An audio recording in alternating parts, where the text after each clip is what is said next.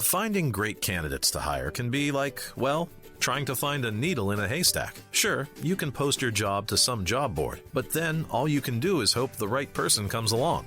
Which is why you should try ZipRecruiter for free at ZipRecruiter.com/zip.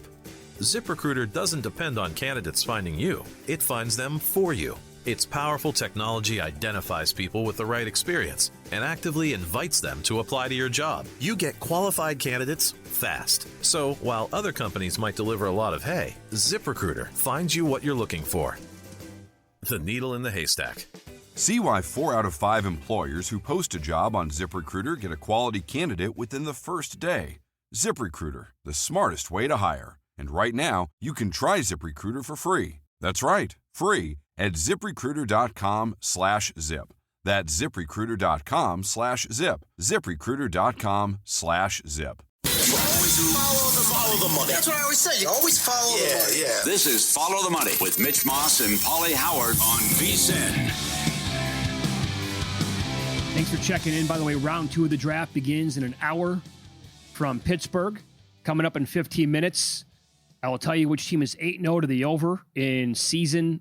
Check that series openers this year in Major League Baseball. The Meat Man, Steve Wiss on the program in 30 minutes. His best bets in soccer. And so last night's draft, again, pretty wild, man. And I agree with the people who were referring to it as a drunk draft last night. The love thing, that smoke was real. You can disagree all you want with it. I do too. I think it was completely unnecessary and a bad direction to go in. Again, no knock on these players here from me, like Jeremiah Love or like Ty Simpson going 13th, but that's all-time bad pick by the Rams. You can win the championship right now. That kid's going to do you no good over the next couple of years. Stafford's coming off of an MVP year.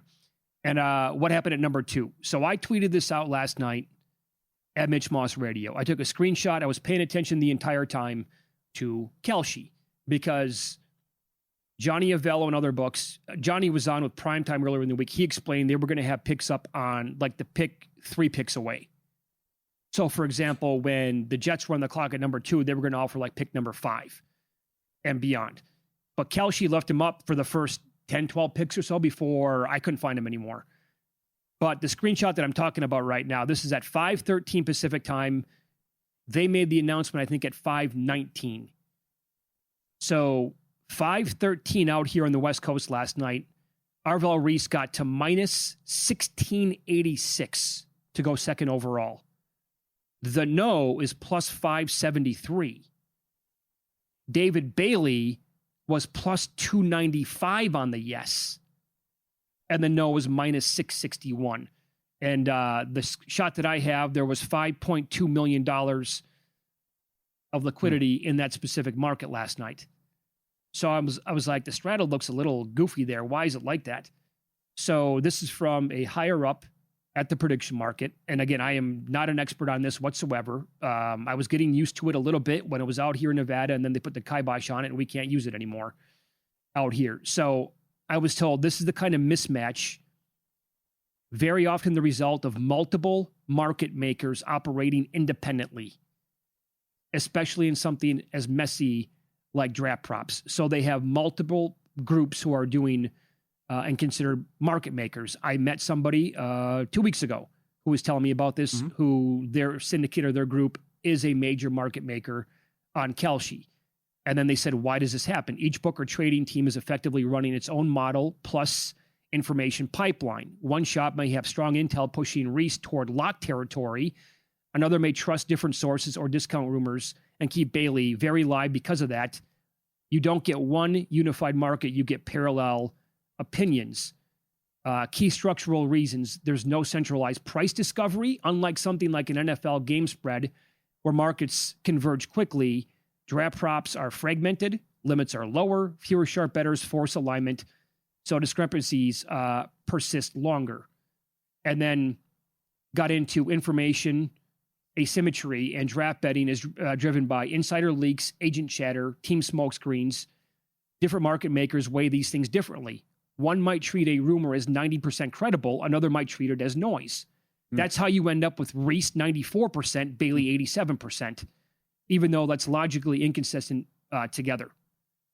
And then the explanation went on from there. and said the bottom line, this is exactly what you'd expect when multiple market makers are involved, imperfect information, isolated prop markets. They all collide. That's why draft betting is one of the few places where you regularly see huge implied probability inconsistencies, like 180 plus percent, the total that you found there. That really could have messed with your head. Yes. That it's like, why is this money coming in? Mm-hmm. But every guy who does this with the mocks and the insiders say, no, it's Bailey. It's not Reese. It's going to be Bailey. Then why do they keep betting Reese? That's also very interesting, though, too, about who's the source, and that's Schrager's been wrong before. Well, they all. But that certainly is like for Schrager to say an hour and a half before the draft, Simpson's going in the first round. Mark it down. It's question of where. That he knew it. It's like Doug Kazarian's source. I mean, how good was that? Banks 5-1 to go first round. He goes off minus 120. Whether it was a Minnesota source or how good was that? And that got there. But certainly it's lying season too. That's why it can be a mind bleep. Oh yeah, the whole thing. Yep. And who do you trust and who's the source and all that? Yeah. So again, if most of the national media guys had Bailey going number 2 overall, some of the local guys had Reese going second to the Jets. But when you see an overwhelming amount of the draft pundits, the guys on the mainstream media outlets, television networks, they're doing their mock drafts, people are anticipating them. And they were a little dicey on it though. Like even we played that cut from Daniel Jeremiah the other day when he was talking about, I'd say like 95%, but he goes, that's not 100%. And it's not in the draft, right? Like minus 1700 tells you it's getting close to like, it's not 100% territory, but you know what I'm saying? That's 90+% right there. But that doesn't mean it's going to be a lock. That would have been, they would have been wrong collectively the most since they all had Mac Jones going to the 49ers. What was that, 2021? Mm-hmm. And it's ended up being Trey Lance there? Well, how come nobody had Tate to Tennessee? Nobody did. Is it that it was like Bosa part 2? It's like the whole organization can keep a secret? Or you put the fear of God into the employees or whatever? Right. Because still, it's want to be one guy who would show off in the media or reporter and flex and whatever. And say, look at this, I got this. I mean, but that's just wild how an entire organization can keep a secret and not one person had it. How about nobody having Tate, even though a lot of people were telling you about Love going third anyway? Yeah. So that would eliminate the possibility because for, I don't know how long that timeline was, at least a week, if not more. McShay started it, but then it was an avalanche where he kept going. Then he goes off the favorite. Sure. But before that, it was all Love is going to go to the Titans. Yes. And the number dropped, and that became a favorite. Like, who's going to go 4th overall to Tennessee? It was Jeremiah Love, and it was like minus 130 that I saw, maybe even a little bit higher than that at some points. And then to go 4th overall, odds on as well. But if the steam came out there, hold on a second, it's going to be Love going to the Cardinals. Bidwell loves it. And once the owner says that, that's going to happen. Not a single peep about, okay, well, the Titans have to pivot. Love's not going to be their guy. He's going to be unavailable. It was all Sonny Styles or maybe even Reese at that point. No Tate. Not a single person. Yeah. And by the way, how many people had the Chiefs trading up for Delane? Trading up, yes. But not that wasn't the pick. That's right. I mean, so Luke, was Delane at 30-1 graded there? To go 6th. That was to go 6th overall, just 6th. Yes. Okay. Yes. I saw the same thing. Banks was 22-1 to go 18th. Some other ones. But the guys did a great job. Can you make the argument that the Love pick is just as bad as Simpson to the Rams? Or worse? No, because you went 3-14. You lost your last 9 games. Your defense stunk. You don't have a quarterback. You are good at that position. You still let the owner win the argument and take him.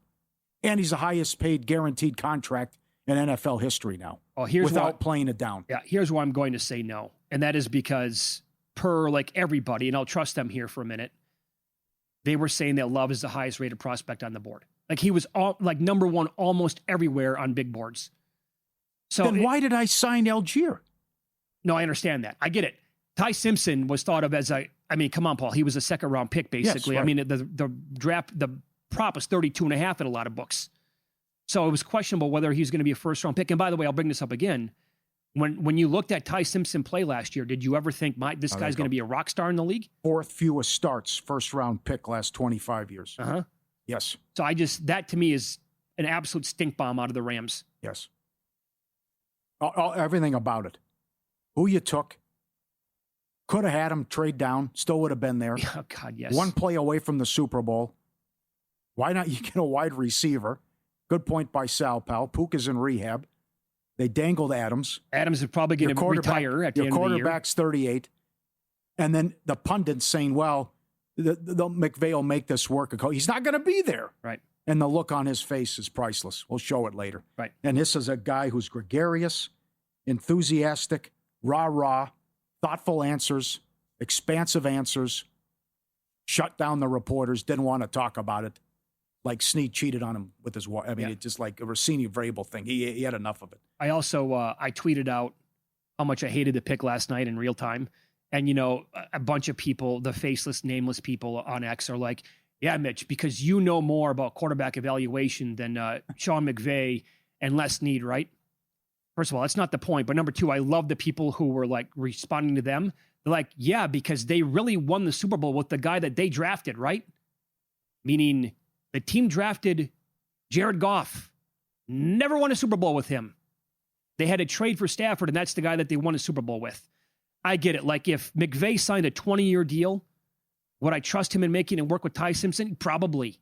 I probably would. I'm not focused 3-4 years down the road when I'm in the NFC title game 100%. and I'm the favorite the next season. Yep.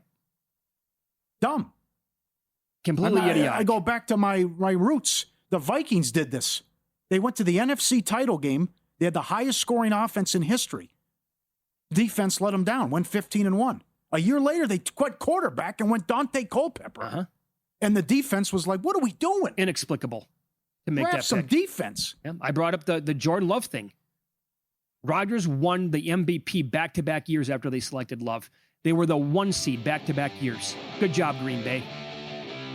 Your window was open for those 2 seasons, and you took a guy who wasn't going to play until 3 years down the road.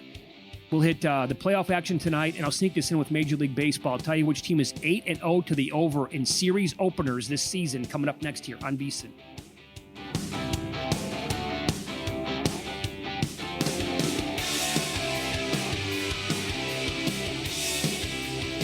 So you're listening to this podcast because you want an edge. But what if I told you you're only halfway there? You've got the mindset. Now it's time to get the toolkit to match. Here's the thing. Pro bettors spend thousands on data and tools, but what they don't want you to know is you can get the same edge for a fraction of the cost with VSiN Pro. With VSiN Pro, you get access to expert picks, public betting data, prop projections, powerful tools, analytics, and more. Tap the link in the description and see why thousands of bettors are already using VSiN Pro to cash more bets.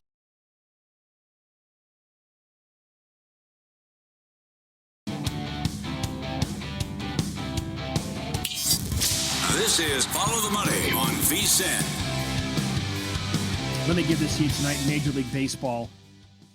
I think we're going to get a Michaelis sighting for the Nationals. They're going to have an opener tonight against the White Sox. The kid going for the White Sox, actually, he's pretty decent so far. The K rate is like 11 plus. But this is a good tweet from BetLab Sports.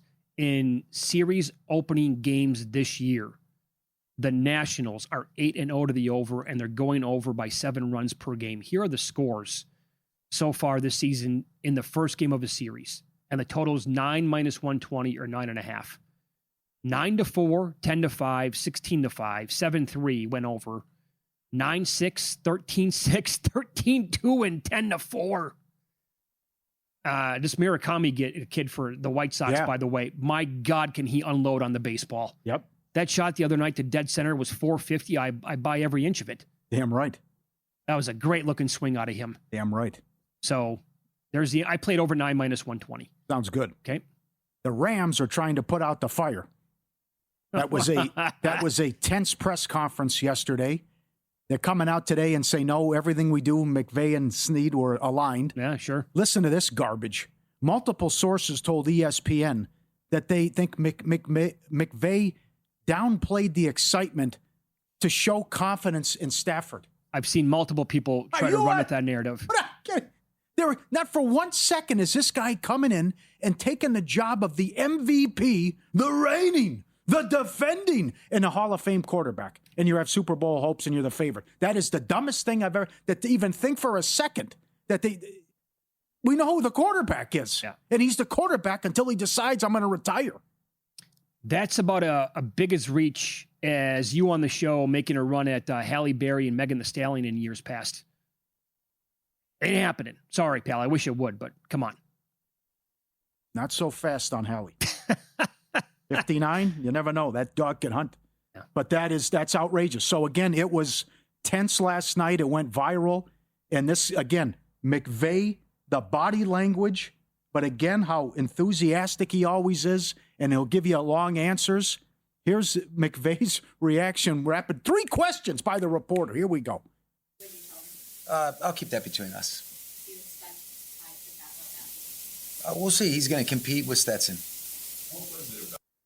Back to back to back, and there was more, but 1 2-word answers.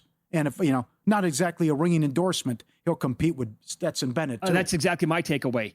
So they took him 13th overall, and he might be third string on a team that was the highest power-rated team in football, a play away from the Super Bowl last year, and they have the shortest shot. I'm sure shots to win it this year. And Bennett's been battling his demons, but also had some good preseason numbers, too. So I'm sure there can be some nice reviews from McVay there, too. But that's the whole other thing I don't like. Well, McVay, he'll coach him up. You'll see. He's not going to be there. And that's why Snead did the pick, because Snead's thinking long-term, because Snead's going to be there. But McVay can take a TV job whenever he wants. Sure he can. But the only reason he's there is because he's tied to the hip with Stafford. He was ready to skedaddle a couple years ago. That's right.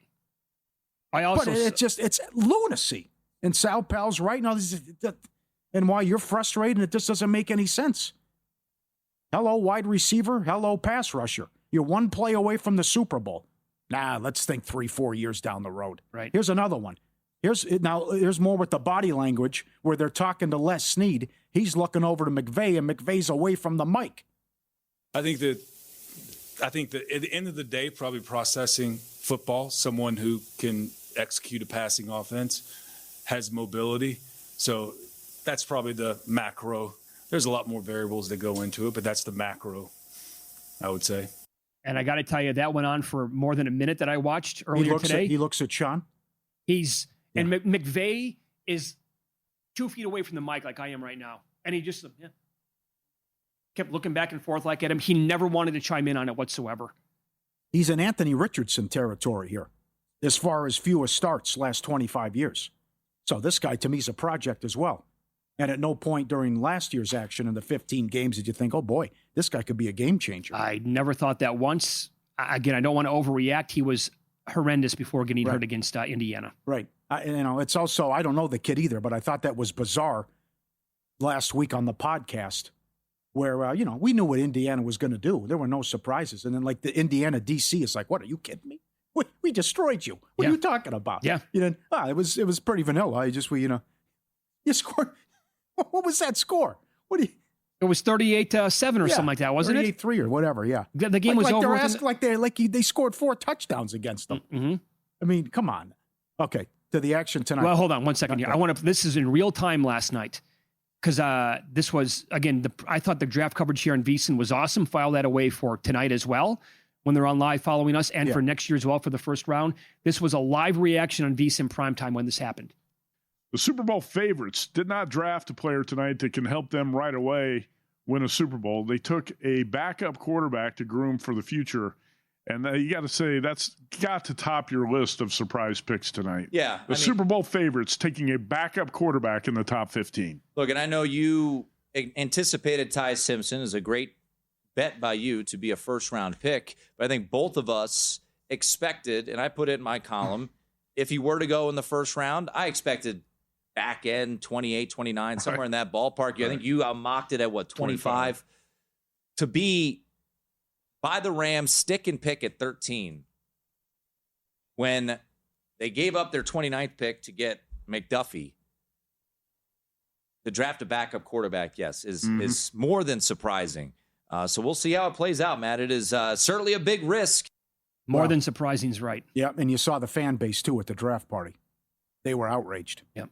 Okay. Couldn't believe it. Yeah, let me ask you this about tonight. On the Lakers-Rockets game, what would you surprise you most? If the Rockets win in a blowout or if the Lakers win the game? The way the Rockets are looked on offense, the Rockets in a blowout. Yeah, I don't know if they're even capable though it's of a that must right now. win it. Yes. Yeah, right. Just how bad their offense is. And you got Durant now with an ankle issue. He's questionable. Reeves questionable.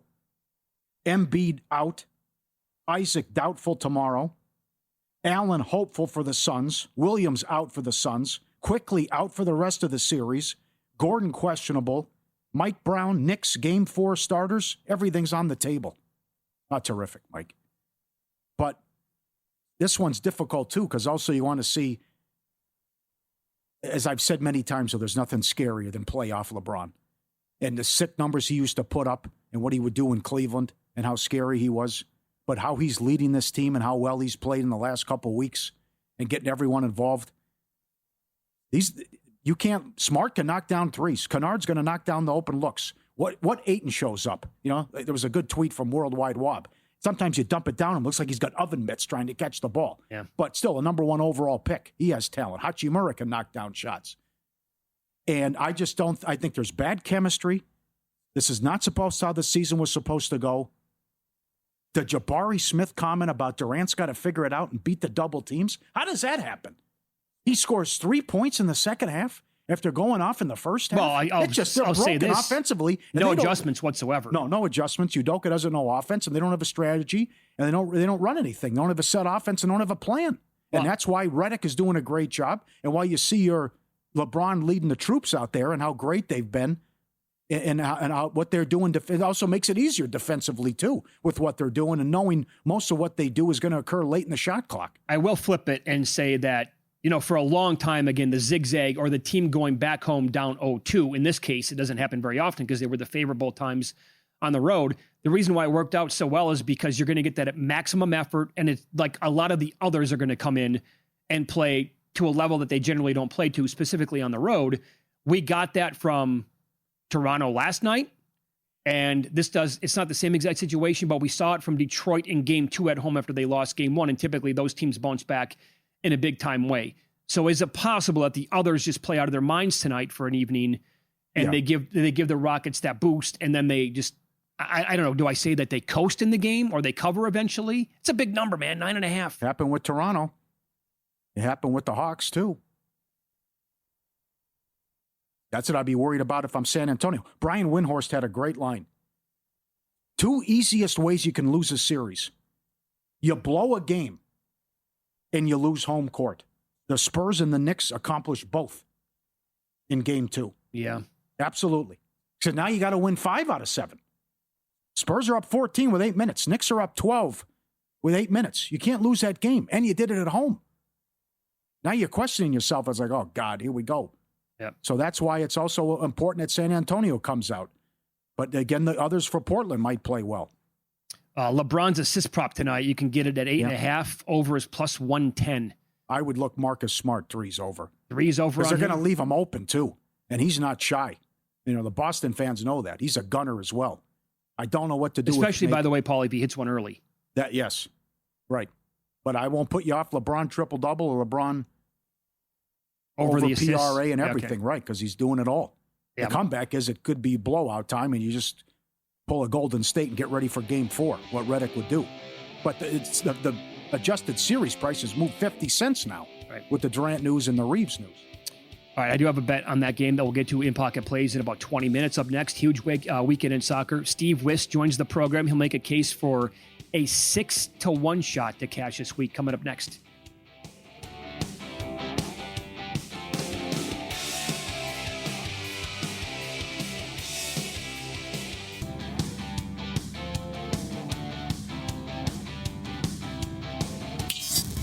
This is Follow the Money on VSiN.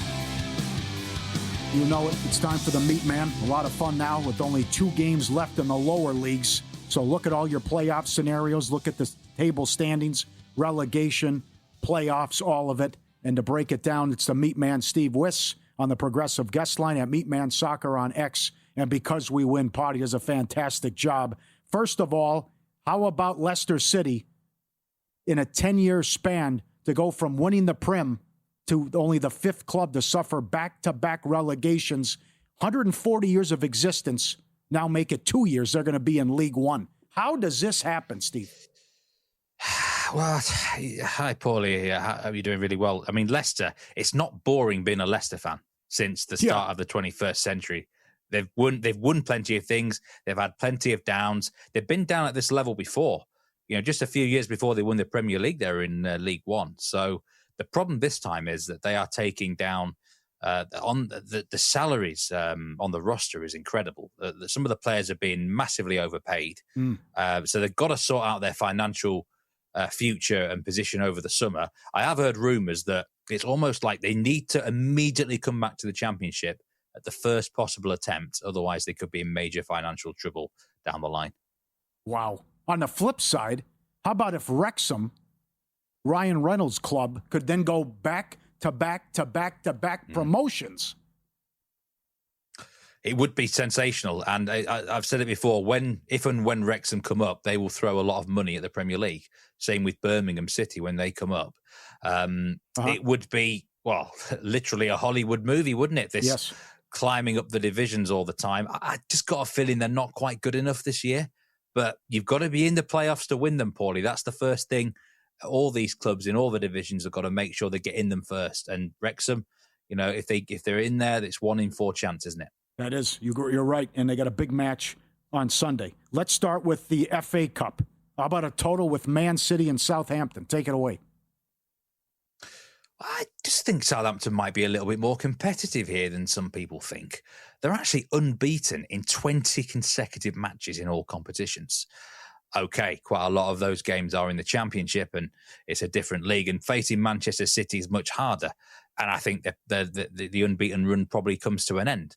But in a FA Cup semi-final, Southampton will give it absolutely everything here. They've got nothing to lose, no pressure on their shoulders. I think we're going to get a really open game and we could get quite a few goals. Manchester City might rest some players because really the main focus is still Premier League for them. You might get some defenders given the day off. So Southampton, they've scored in every one of those 20 games, by the way, so they can contribute to a goal tally here. 3.5, over 3.5 goals, even money. Man City could cover it by themselves, but if Southampton get a goal or even 2 goals, then I think this total covers very, very easily indeed. 2 plays in the Chelsea and Leeds match. How do you see this one? I've loved Leeds throughout this whole FA Cup run. I think I've given quite a few good picks out on Leeds in the FA Cup run, and I think Leeds can make the final. So Leeds to qualify, plus 135. I think it's a great bet. It looked an even better bet on Tuesday night when Chelsea put in one of the worst performances I've ever seen from them against Brighton. And the next day they sacked the manager, Liam Rosenior, after 12 games. I wish Rosenior was leading them out of the tunnel at Wembley for this semi-final, because I'm absolutely convinced Leeds definitely would qualify then. I still think they've got a good chance because Leeds have a good record versus Chelsea this season. They beat them at Ellen Road 3-1 and they got a 2-2 draw at Stamford Bridge. I think we're going to see a really good game. 2 old rivals who hate each other, a rivalry which goes all the way back to the 1970s. And I think we're going to see plenty of goals as well. Leeds and FA Cup goals have gone hand in hand this year. Said it before, there's no pressure on Leeds in the FA Cup at all. And it's made them play better, more entertaining, attacking soccer. So I think Leeds, again, a bit like Southampton, nothing to lose here, really. They can give it a good go. And I think they can pull the shock here against Chelsea to qualify. But we also get over 2.5 goals inside the 90 minutes there at minus 117. That's the FA Cup. On to the Premier League. Let's go Saturday. Number one, how do you see this playing out? Man City's $1.60 to win the Premier League, and Arsenal takes on Newcastle. It appears Arsenal's trying to do their best to blow this. Yeah, but I think they got given a boost in midweek because Manchester City only beat Burnley 1-0. And I say only because a lot of people expected that to be 5 or 6. And now at the minute, both teams, Arsenal and Man City, are tied on the same number of points. And it's just goal difference which separates them. So basically, if both teams win all their remaining fixtures, it's about who wins the most. The biggest wins are going to count. So good angle. Teams now, obviously the first thing you want to do is win your game. But if you're in a position to rack up the score, you absolutely will do it if you're Arsenal. So I'm willing, and I wouldn't normally do this with Arsenal, to back them on a bigger handicap, minus 1.5 against Newcastle. So we need Arsenal to win by 2 goals or more. I just think now might be the time to get with Arsenal this weekend. Everyone's a bit down on them, saying, oh, they've bottled it, they've blown it. Let's see what they've got. Good teams respond usually, Paulie, and I think Arsenal have to be classed as a good team. Newcastle's form is awful. They've lost, I think, 8 of their last 11 games now in the Premier League. So it could be a good time to get at Newcastle. And rather than Arsenal just winning 1-0, I think it's time they showed what they've really got in the Arsenal, weapons going forward, and maybe put 2 or 3 past Newcastle, who are in a really dreadful run of form. Good angle. Can Tottenham beat Wolverhampton? They can beat them. I'm not going to bet on them, though, and I think you'd have to have your head tested if you are going to bet on them. Yeah. Because it's like, you're minus 150 territory now. I think you'd have to really take a good, long, hard look at yourself in the mirror the next day, wouldn't you, if you lost that bet? Do I think Spurs will win, though? Probably, because Wolves are that bad, but I can't trust them with Monopoly money. Sure. Okay, Monday, a total. You've been on plenty of overs with Man United. Another total with Man U on Monday. Take it away. Yeah, possibly the best bet of the card, actually. I mean, I didn't get the overs with Man U last week, but the woodwork was hit 3 or 4 times against Chelsea. Over 3 on the Asian total here against Brentford. Manchester United could cover this goal line all by themselves. Brentford, though, they've got some really strong attackers themselves. In Thiago, they've got the second highest goal scorer in the Premier League. So that's a huge weapon which Man United are going to have to deal with. And the last time Man United played at home, of course, Leeds looked like they could score 4 or 5 against them. So I think we're going to get a really good Monday night football over here. At least 3 goals, you get the push on the Asian line.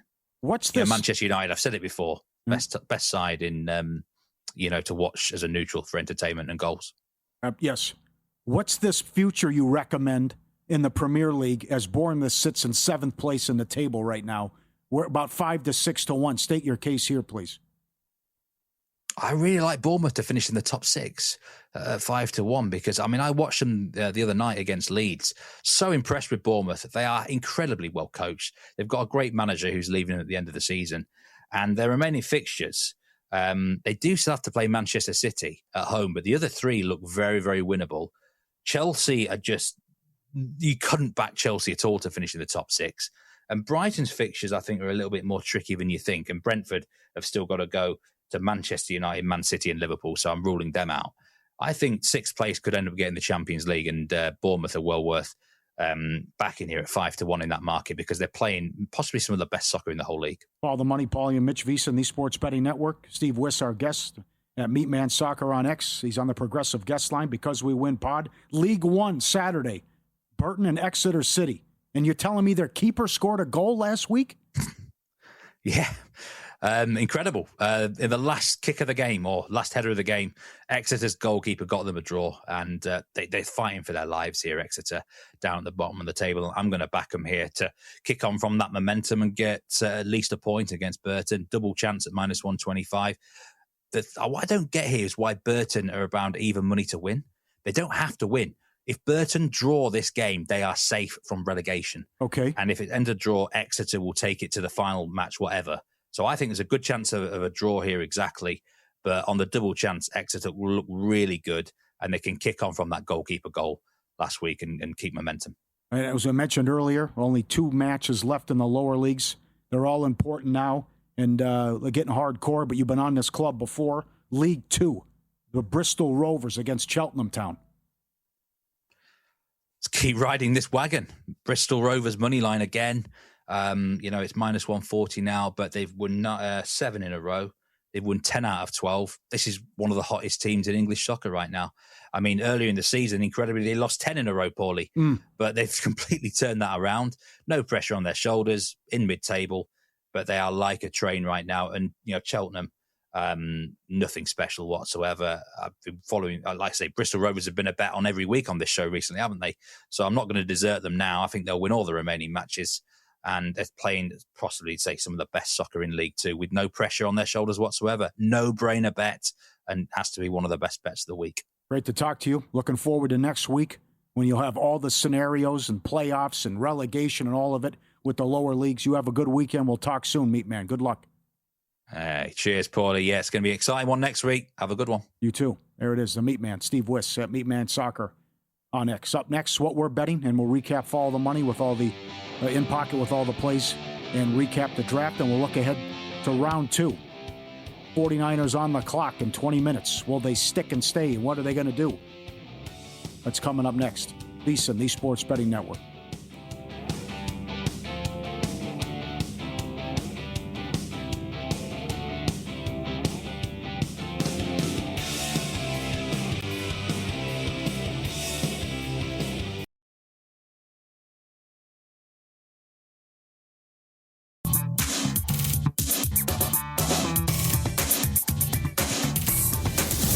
He knows the quarterback was on coke if his girlfriend was knocked up. These games are a burial, a blowout, a human lock. You can bet your children's unborn children on these games. I was so good that whenever I bet, I could change the odds for every bookmaker in the country. You know it, Ace. Breaking news. Kevin Durant out for Game 3. 9.5 down to 6.5. And moving even more now. Oh, boy. He was questionable with the ankle. He's missed 2 of the 3 games.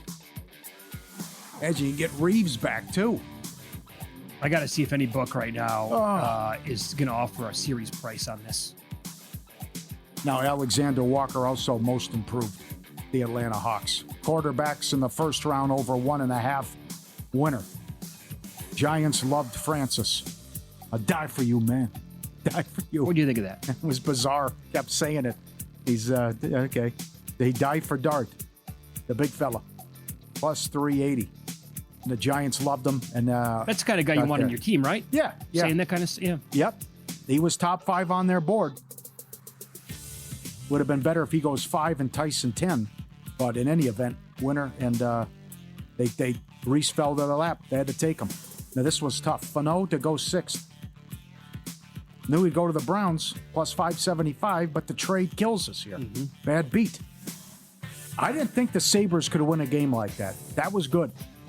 The goaltending change was needed. It worked out. Lyon was great, and they win 3-1. The empty net goal was awesome. Boston gets the first one, but that kid was great. And now the pressure shifts to Boston to even the series. Good job by the Sabres in an entertaining game. No problem with the under as well. Tough push in the Colorado game. That was 3-1 late. And easy winner again, Canes Senators under. That is, they could play 10, 12 periods. It's not going to score. I don't know.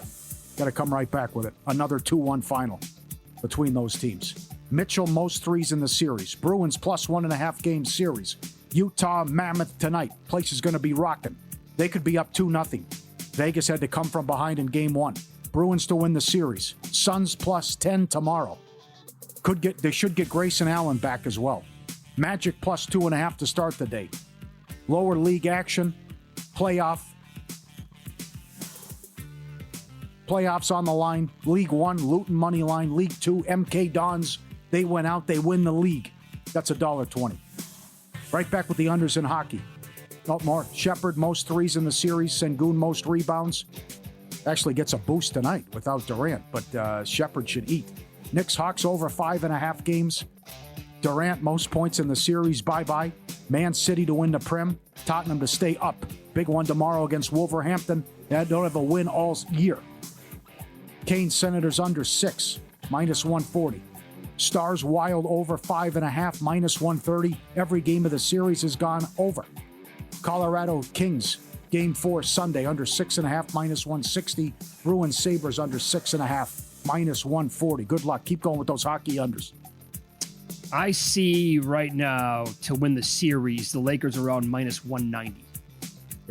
They're up 2-0. 70-cent move. So it was $1.70 earlier today, but was $1.20 before the Reeves and Durant news. Right. No. Now, I would imagine Durant's going to be back for Game 4. Sunday? Unless they lose the game tonight, then he's like 1, 2, 3. Well, he's got 2 things going on. He's got the knee and the ankle now. Oh, give me the Cancun. Give me a Laker win. 1, 2, 3, Cabo San Lucas. Absolutely. Malachi Lawrence did go in the first round last night. That was a winner. First position drafted by the Chiefs. Tight end, no good. David Bailey, number 2 overall. That got there. Dylan Thieneman, top 10, no good. Josh Hart split on him last night. Got over the rebounds again. Double-double, though, couldn't score. And the Timberwolves +2 last night was a winner. I'm kicking myself for not having them to win the series. Talked about it. This is something. Very interested to see what Denver looks like in Game 4. Now, how about this news today? Yes. Carlos Alcaraz announced on social media that he's going to pull out of the French Open. He had the picture. So our producer, Luke, loves tennis. By the way, he loves betting soccer, too. He writes up now MLS bets. Who do you got today, Luke? Tomorrow, San Jose. The okay. earthquake? Earthquakes, yeah. San Jose earthquakes? All right. So when he sent us the photo of Alcaraz in a cast, I'm like, oh, my God, we got to get on. And he's like, sinner to win the French. We have +150. He's now, I looked a little earlier, he's -230. If you wipe, and by the way, after that photo surfaced, it moved from +150 to like -160. So now if you wipe Alcaraz out of the field completely, it didn't even adjust another $1. I know, Luke, I asked Luke his gut reaction today. He said $5. Yeah. Surprised when I told him it was -230. Still pending. Jags, come on, one time. First position drafted running back. What's the pick? That's late. It's like 50-something. Damn it. I know. Some of the other pending stuff. Pirates, Braves, most wins in April. Cap, most points in that series. Cada, most rebounds. I need like 28 out of him tonight for a chance. Bruins to win the series. Now, lost the game last night. So that number is not a good one right now, +135. The new stuff that we got. Now, this one is a good number, but I put this on the VSiN Picks page much earlier today. Talked about it on the air yesterday. Shepard over 2.5 threes, +158. That's now like -170 because of the Durant news. But I brought that up the other day on the air. Like, look, you're going to get a guy. Udoka said he's going to play more tonight, coupled with the idea that Durant might not play. Well, now he's out. So let's get like 14 more attempts out of him in this game. I'm trusting the Opta AI numbers, and I like these guys anyway. Grimes over 7.5 points, +110. Over the PRA, 11.5 tonight, -105. Andre Drummond, need you to be a rebounding machine tonight, pal. Over 8.5, +118. I'm doing it. I bet the Lakers plus the 6.5. I don't know if that's a big enough adjustment. That is, it's down to 5.5. I believe there are some books out there still with 6.5. Maybe I'm wrong on that. Maybe it's 5.5 pretty much everywhere. Maybe not enough of an adjustment still. Yeah. You got a group chat full of hot takes. Cut was built for you. Cut's a social betting platform that let you bet directly against your friends and other users on anything. Sports, politics, pop culture, even personal bets. Every bet pre-funded. No more chasing someone down when they lose. No flaking. No excuses, just results. And unlike traditional betting apps, Cut gives you cash back on every single bet you make, even against your friends. Get a 20% deposit bonus on your first deposit when you use promo code VSiN. Head to cut.com, K-U-T-T, cut.com, or download in the App Store and use promo code VSiN. Get Cut now. Okay, so now reports are coming out because the round 2 of the draft starts coming up in 8 minutes. The Niners are trying to get out of the 33rd pick, which is pick number 1 tonight in the second round. Yeah. However, not a lot of suitors at this point, the way it appears. So it's that safety from Toledo who people have said if the 49ers keep the pick, probably going to be him. That's what I have heard. That's what I've read. And as of right now, I'm trying to find the number right now at FanDuel. He is +420. Denzel Boston has moved to +150. What does that tell you? The market maybe knows something. I will point out that we don't have any options to bet this stuff in Nevada. And even if I did, I don't think I'd bet it. So good call by Evan Silva that McCoy would fall to the second round. He nailed that. And a lot of people think Nussmeier can go to Pittsburgh at 53. Oh, man. Do you know what his draft prop was? Circa opened up in the 60s here for Nussmeier. It shot all the way to 110. Okay. Before it settled at like a 106. Yeah. So if that goes in the 50s and that move on him, they actually would have gotten that one right. Watch Arizona take Carson Beck. They're picking 34th? Yeah. Okay, so that would be hilarious. No, this is, again, it's the draft, so this stuff's all over the map as we saw last night. Carson Beck this morning was in the 10-1 range to go second overall tonight. It moved down to, what did I say earlier, like +340? Right now at FanDuel, he's 7-1. To go second round? No, to go second pick tonight. Oh, second pick. Second pick tonight, okay. yeah. The Cardinals can't That's take the other him number thing. 2. I mean, you take Love, and you still don't have a quarterback. No, you didn't get your quarterback. It's just silly. But they can't take that though. ESPN is mocking him. 34th to Arizona. Yeah, Matt Miller did, I think. Okay. Boston to Buffalo. McCoy to the Giants. McDonald to Houston.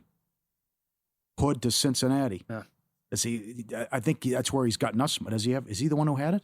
Yeah, he's got Nussmeier, 53. I tell you what would be a really good pick tonight is if Buffalo goes with Jacob Rodriguez from Texas Tech. Yeah. I think that would be a super solid pick for that team.